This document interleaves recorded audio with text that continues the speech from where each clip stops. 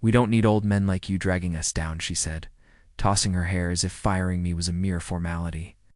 "My name is Stanley Rowe. I'm 59 years old, and for the last 18 years, I had been the operations manager at Harper Machinery in Indianapolis, Indiana. I wasn't the kind of man who made speeches or demanded the spotlight in meetings. It was simply the steady hand that kept the gears turning, the one who made sure the industrial equipment we built ended up in half the factories in the Midwest. I just offered a sarcastic smile, nodded once, and walked out of Vanessa's office. There were no arguments, no threats, no drama. I just cleared out my desk, methodically packing almost 2 decades of my life into a cardboard box. The younger staff, many of whom I had trained since they were teenagers, now men and women with families of their own, all averted their eyes. Not one of them said a word. The calm I felt was strange. What, Vanessa, a 28-year-old with a business degree and a couple years in Miami, didn't know was that my employment contract had a very specific clause? Charles Harper, the company's founder, had insisted on it himself to keep competitors from poaching me. It was a severance penalty equal to 2 full years of salary if I was terminated without cause. I placed the pathetic box in the passenger seat of my truck and sat there for a minute, my hands resting on the steering wheel. At the windshield, I could see the production floor, the equipment I'd maintained, the systems I'd implemented, the people I'd hired. They were all about to learn what happens when institutional knowledge walks out the door. I didn't slam the door or screech out of the parking lot. I just turned the key, put the truck in drive, and headed home to call Harold Preston, a lawyer. A friend who'd been waiting for an excuse to take on a case this straightforward. My life had always been built on consistency and reliability. The same approach I'd brought to Harper Machinery. Charles Harper had been more than just a boss. He was the father figure I never really had, having disappeared when I was 11. Charles had taken a chance on me back when I was 41, just laid off from a dying automotive plant with only hands-on experience and a community college degree. "Credentials don't build machines," he'd said during my interview. "Sense and skill do." He promoted me to operations manager within 2 years. The first warning sign came about a year ago. That's when Vanessa, fresh out of business school, started showing up at meetings talking about synergy and market disruption. I'd catch Charles wincing sometimes at her proposals. Things that would have gutted our quality control or outsourced components we'd always made in-house. But he never contradicted her publicly. He just fixed things quietly afterward. "She needs to learn, Stanley," he'd told me one afternoon. "Some lessons can't come from books." The second warning was when Charles announced his retirement. 3 months ago, due to heart problems, he looked defeated when he handed me the updated organization chart with Vanessa's name at the top. "I made her promise to keep the core team intact," he'd said, not quite meeting my eyes. "The experience you all bring is what makes this place work." But something in my gut tightened. The way Charles wouldn't look at me made me suspect he knew what was coming. The morning after my termination, my phone rang. Charles's name lit up the screen. I almost didn't answer it. I couldn't believe it was happening. "Stanley," his voice sounded strained. "What the hell happened yesterday?" "Ask your daughter," I said, keeping my tone neutral. "I did." He paused. "She said, you were resistant to the new direction, undermining her authority." I said nothing, just let the silence stretch between us. Charles knew me better than that. "You're going to file, aren't you?" he finally asked. "Already have," I replied. "Harold Preston is handling it." He exhaled. Heavily, I told her to look at the contracts, that there were protections in place. Another pause. "She said she cleaned house yesterday, you, Thomas, Jennifer, ... anyone over 50. My jaw tightened. Thomas was our head of engineering. Jennifer ran the quality control lab. Both were irreplaceable. "Is that the direction you wanted, Charles?" I asked. "Clearing out everyone who built the place with you?" "You know it's not," he said, his voice tired. "But I gave her control. It's hers to run now." I heard voices in the background, one of them distinctly Vanessa's. "I've got to go," he said quickly, and the call ended abruptly.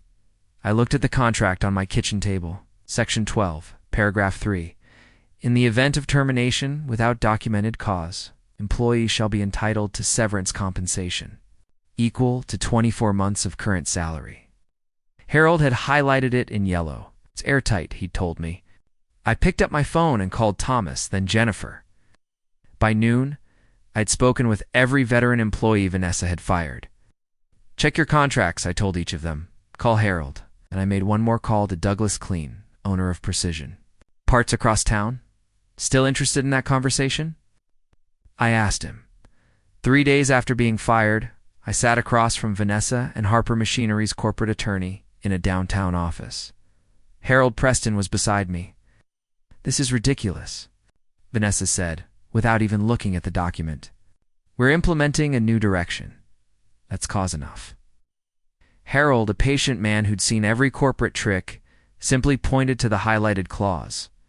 Termination without cause requires severance equal to 24 months' salary, approximately $320,000. Vanessa's face tightened. Fine, we'll offer 6 months. Take it or leave it. I stayed silent. Harold closed his briefcase. Then we'll proceed with legal action. Discovery should be interesting, especially regarding the simultaneous termination of multiple employees over 50. The corporate lawyer whispered something urgent to Vanessa. She brushed him off. Before you make threats, Stanley, she said to me, you should know we're prepared to fight this. You'll be tied up in court for years. I've got time, I finally spoke. And good luck finding another position at your age. That's when her father appeared in the doorway. Vanessa, he said quietly. A word. They stepped outside. I could see them arguing. When they returned, Charles looked at me and said, I apologize, Stanley. This isn't how I wanted things to end.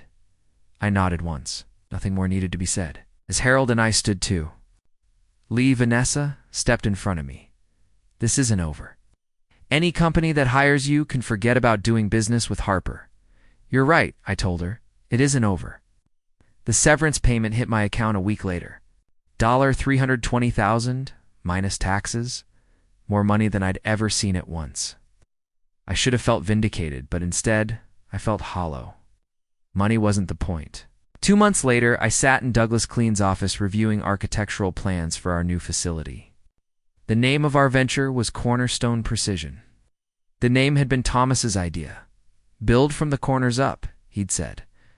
That's how you make something that lasts. My phone buzzed.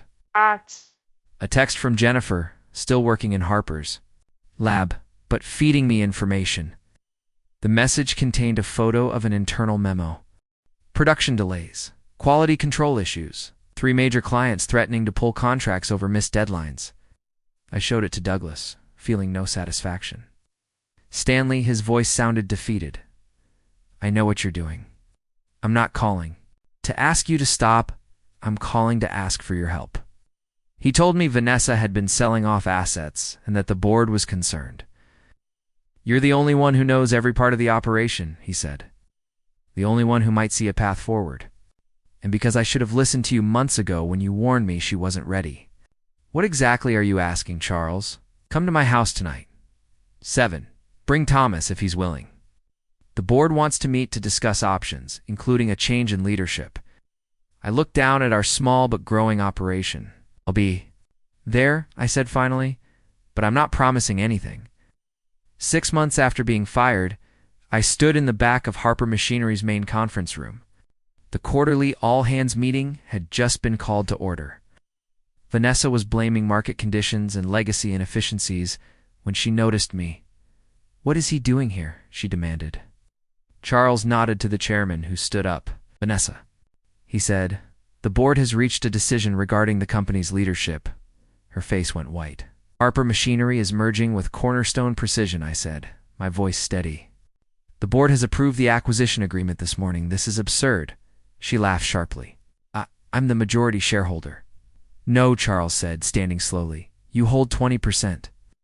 I've maintained 51%, which I've now voted in favor of the merger. This is business, I finished for her. Nothing personal. A year later, Charles joined me on the observation platform of our expanded production facility. His health hadn't improved, but his spirit had. Quarterly numbers. Came in, he said, handing me a report. Best in 5 years. Vanessa called yesterday, he said quietly, from Miami. She's starting a consulting firm. Asked if I'd invest. Charles shook his head. Told her to come back to Indianapolis first. Learn the business from the ground up. He smiled sadly. She hung up. Below us, I watched our team work. Jennifer, Thomas, Jason, all of the core Harper team. Experience and innovation working side by side. Not in conflict. Not one replacing the other, but building something stronger together, Charles said. Clause in your contract. I never imagined how it would turn out. I smiled. Neither did I.